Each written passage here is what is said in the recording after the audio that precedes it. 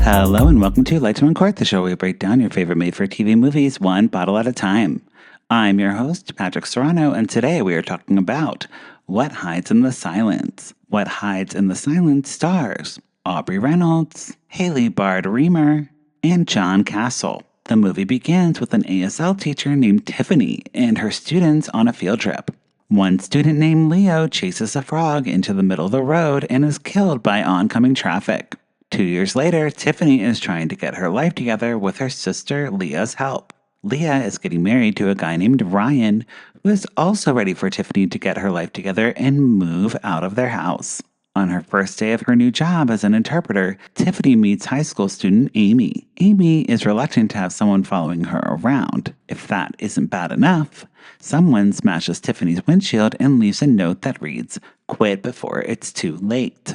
Craig, Amy's father, is not very good at sign language and he asks Amy for tutoring lessons. He also gives her a lift home. He is divorced, but is he overstepping? Probably. Is he dead sexy? Yes. Tiffany usually rides her bike and her bike chain suddenly breaks, causing an accident. Amy's mother gives Tiffany a ride and tells her to help her daughter finish school or else.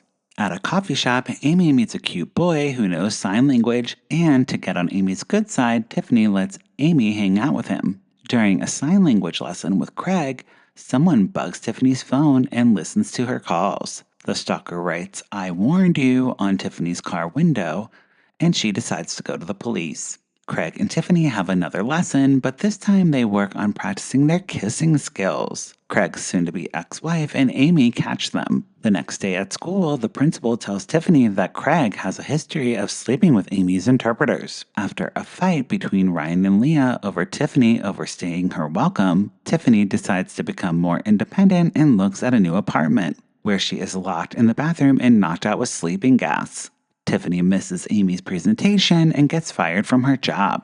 Tiffany tries to apologize to Amy, but Amy's new older boyfriend, Nick, supports her instead. Ryan is attacked in their home, and Tiffany is run off the road and ends up in the hospital. She calls the police to look up the car's license plate, and Tiffany realizes her stalker is Nick McFadden, the older brother of Leo and the boy who Amy has been hanging out with. Tiffany and Craig rush to get Amy away from Nick and find a tracking device in Tiffany's phone. When they find Amy, Nick pulls out a gun and says he will avenge his brother. Amy pretends to understand and offers to shoot Tiffany herself. She does ASL to Tiffany to let her know it's all good and gets the gun from Nick. They wrestle Nick to the ground, and that is that.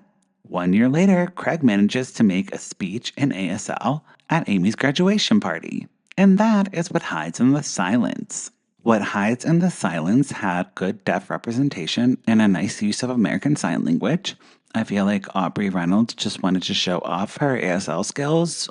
Seriously though, the inclusion of the deaf character and use of sign language in the movie was really well done. I liked that Ryan turned out to be just a selfish guy and not a stalker. And Nate's motivation for wanting to get revenge for his brother made total sense to me. This movie had one kill and I would pour it up.